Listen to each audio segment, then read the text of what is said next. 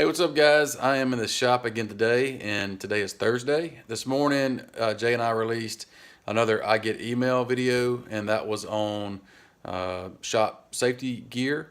I mentioned this yesterday, but in case some of you guys don't watch all of these, that was released this morning. So go watch that and check that out if you haven't had a chance yet.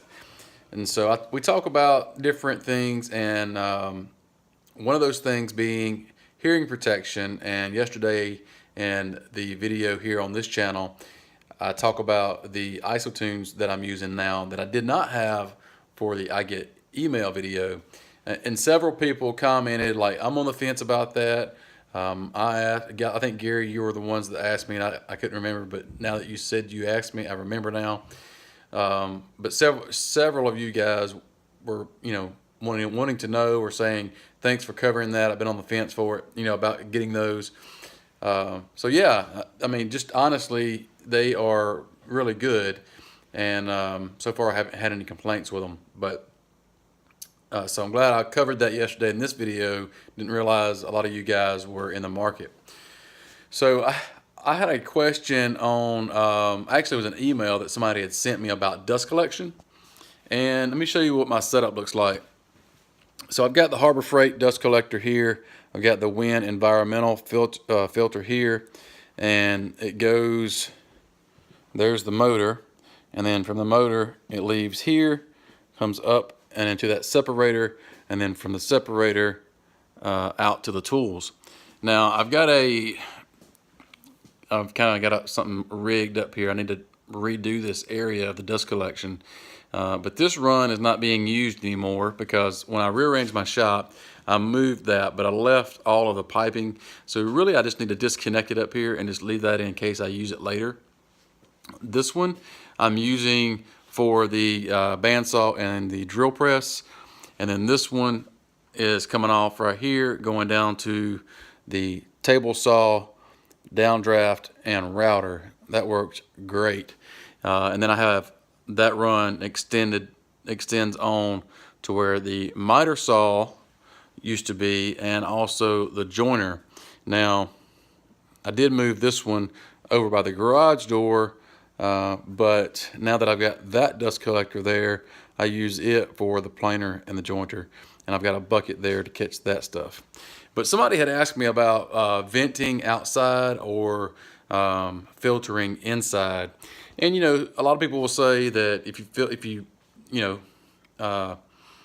just have your dust collection just shooting outside, and that you are wasting your especially if you heat and cool your shop, you're just throwing money out the window by exhausting all of that cool and heat air that you may have in your shop.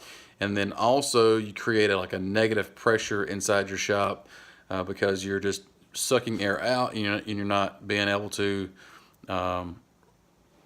return that air back into the shop. So I mean, people have different ideas on all that. I kept my dust collection inside just for the simple fact that it's easier to connect it, and I can see when it's getting full. If I have to do anything to it, it's all right in here, and I can do what I need to. If I had the option of putting it outside, then I would want to have one of those filters in the filter inside, and then plumb the separator and all that, and the actual motor outside, but actually have the filter on the inside. So that's something else to think about. I have seen that set up in a couple of shops, so that's kind of cool because it keeps the noise outside, but you're not really wasting the air inside your shop, so to speak. So I can't remember the guy's name. It was in an email. I saw it this morning and just happened to think about it just now, actually. So hope that answers your question. I have a video on dust collection on my main channel that I talk about, what I'm using, and I give links and all that stuff to all the products that I've got. I basically, when I installed my dust collection, I was on a budget. I wanted to do it this way for two reasons. Number one, I wanted to save as much money as possible, and number two, I wanted to be relatable to the average weekend woodworker. And so I think I accomplished both of those. But dust collection changes just like your shop changes. You know, when you move a tool, your dust collection changes. And so it's hard to keep everything in place, and it's hard to keep up with one particular system. Like that video, when I did that video, things have changed since then, but I basically have the same setup. So anyway, if you're watching, you ask that question, there's a tools page on my website that's got all of this dust collection listed. You can find everything that I use there, and then with the Win environmental filter, that link's on there. Of course, you can get the Harbor Freight dust collector cheaper if you just go get it from Harbor Freight instead of buying it on Amazon. For whatever reason, it's more expensive on Amazon that I've found. You know, they may have changed it. So, but that's that. Also, I want to show you something else. So I did an Instagram post about this burnisher that I got from Cranford Design Works. Now, Philip is his name. He lives here in the little community, little town that I live in, right here in Columbus. So it was kind of cool because Philip he and I have a mutual friend that set us up, and so we got together, we hooked up. He came over to the shop, and he ended up making a branding iron for me. So some of you guys have probably already seen this. This is a flame heated branding iron. I also have a what he calls a hot dock. It's basically a oven eye, so to speak. You lay it on there and heat it up, or you can use a torch and heat it up and use it that way. I think he does electric branding too, but he did that. But he's got these burnishers, and what they're for is to sharpen your cabinet scrapers or card scrapers. And you know, I've never really used one until he gave it to me, but this actually works pretty good. So I watched a video on YouTube, and the one guy on there, well, I've got one already in the vise. So you just take that burnisher. After you get rid of the edge that's already on there, then you can take and use that burnisher to sharpen that edge and put basically what you're creating as a hook on both sides. And so that's what that's for. But anyway, he makes those. He's got somebody that turns the handles for him.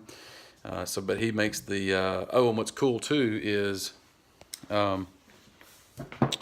with the branding iron, he's got an option to where you can get another rod, a separate rod, and then you can chuck that up in your drill press, heat up the branding iron itself while it's in the drill press, and just stamp leather or wood that way, where you get a nice even pressure from your drill press.